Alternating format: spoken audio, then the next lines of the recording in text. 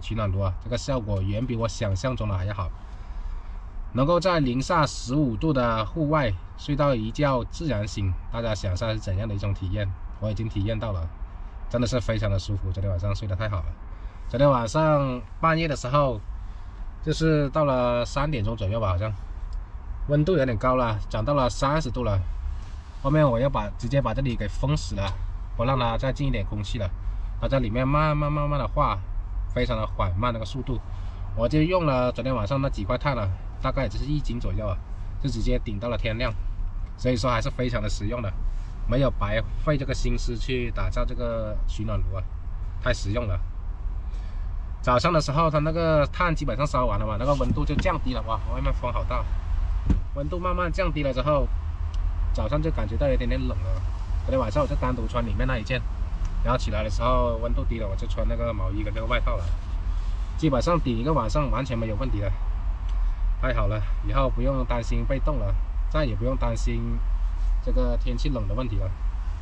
已经解决了我之前说的，既保持了自己在里面睡觉暖和的问题，又解决了小房车干燥干爽的问题。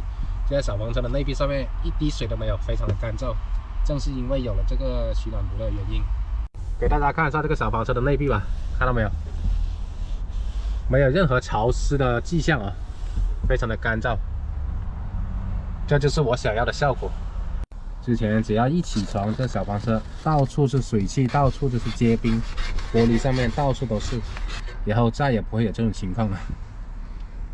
有的网友还建议我烧煤，千万不要烧煤，因为那个煤的有害物质跟腐蚀性是非常大的。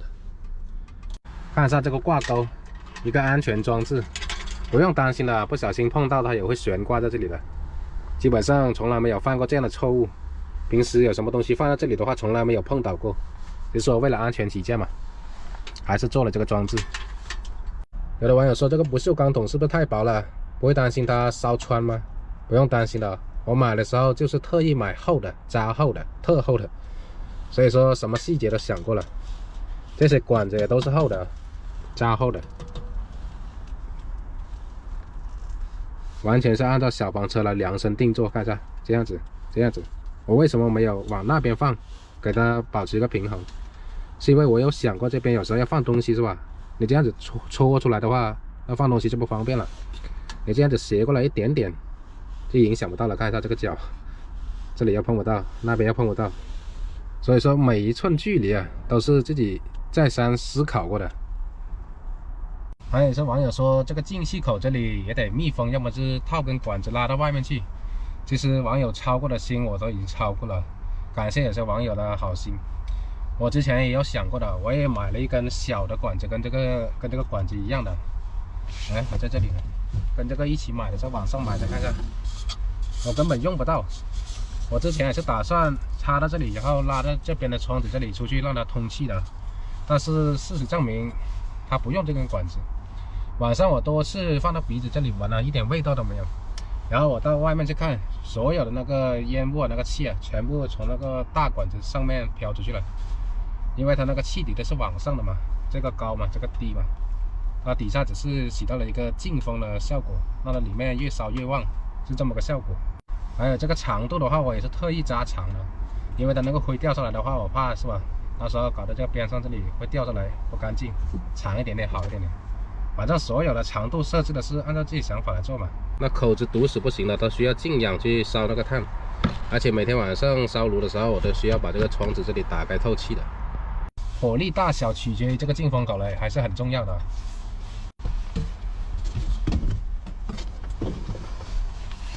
下一次我网上是要买一个一氧化碳报警器啊，我上一次也有想过，也有网友也说了。那个一氧化碳报警器的话，如果说浓度够高的情况下，它会起到一个报警的效果，是吧？也不担心中毒。但是经过昨天晚上这么一试用，这里面一点味道都没有，也没有感到身体一点不舒服的那个情况。只是说为了安全起见，下次备一个吧，没关系，那东西也不贵。给大家看一下里面吧，现在还有一点点余温哦。开炉，哇，大家看一下，基本上都烧完了，应该烧完了。没有了。昨天晚上就烧了这几块啊，烧到了天亮。烧完了之后呢，有一些自动就烂了，掉到那底下去了。所以说这个架子啊，在蒸炸起到了一个很大的作用，既能够通风，让它烧得旺，又能够让它不会堆积，是吧？让那个火给堵死。我之前说过，只要我想到了取暖的办法之后，我就不再要这个电热毯了，就把它扔了，因为它真的是个累赘来的，一点效果没有就罢了，还非常的耗电，拿起来有1斤左右吧。1斤对我来说也是重量，最重要的是它没有用。上次有的网友调侃说我舍不得扔，并不是这样子的。现在我有了好办法，我根本不需要这个东西，而且这个毯子也没必要了，这么久我从来没有用过，一直是放在角落上。而且这种天气就是毯子也没用，用了这么久了，带着它也有重量，我就把这2个都扔了吧。毕竟现在有了这个保障了，这就是有了底气了嘛，有了底气才敢丢啊。这2天我还不能出发，因为我在网上又重新买了一个小型的高压锅。上次大家也看到了，我那个铝锅不是坏了吗？煮饭的那个，买了一个，下次可以用来做饭。高压锅的话，做饭啊、煲汤都方便，是吧？还有一些其他的快递呢，不单单是那个锅。哇，外面风特别大。我把那个灰啊拿出去倒了吧。这个灰其实也是一种天然的肥料来的，你倒在野外那种地方没关系的。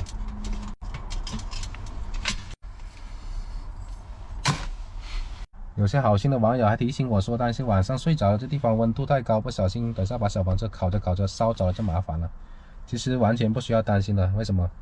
看一下，经过昨天晚上我用了1晚上之后，这个地方没有任何变化，没有任何破损。先不说这小房车板这里是吧？就先说这个地方这么脆弱，这个防蚊网它都没有任何破损，这就足以证明这个温度达不到的。而且我买这个不锈钢桶，它是加厚的，它的温度再高，可能也仅限于局部的这个位置，烤不到这边来。它只是把那个热量啊保留在小房车里面而已。好了，外面倒了这个灰。哇，这风真是大呀！直接到那个雪地这里吧。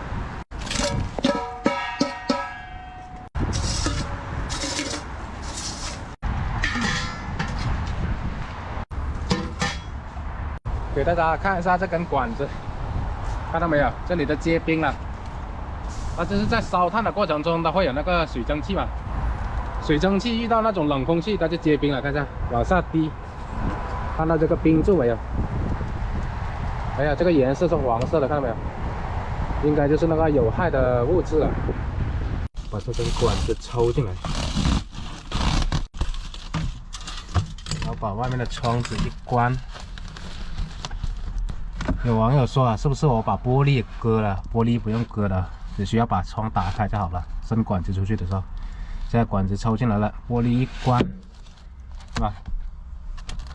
这不就完美了吗？窗帘一拉，我要的时候直接可以收回来，它是可以折的，反正现在好靠一点。好，我现在把这2个拿出去扔了。我为什么非要把它扔掉呢？这2个东西加起来的话，大概有4斤啊！我这个毯子可不轻。加上那个电热毯，2个加起来应该有4斤左右。现在有这个炉子，不是要带那个碳嘛，是吧？那碳又那么重，我丢掉这些，又可以说减轻了带碳的重量，是吧？因为水会转变嘛，所以说没必要的东西就不要了。这就是我非要把它丢掉的原因。顺便出去吃个饭。这外面风大，特别的冷，戴个手套。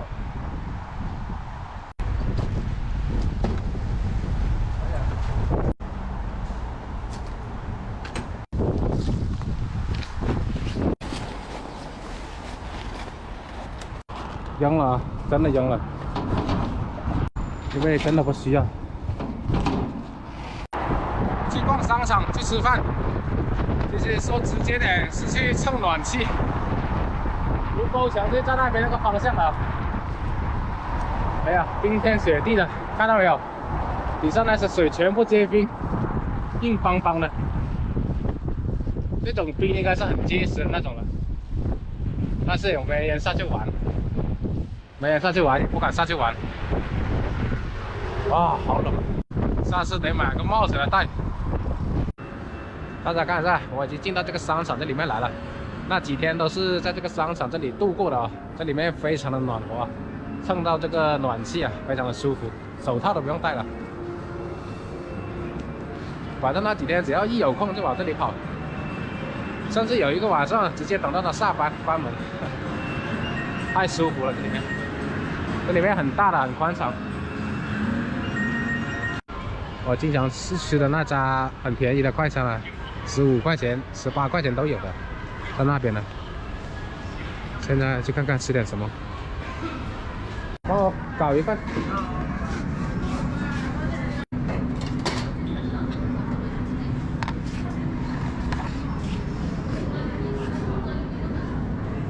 搞这个鱼。好，爱吃喽。15块的快餐，没想到在北京里面还能吃到这么便宜的快餐。这是个红烧鱼来的，不知道是什么鱼。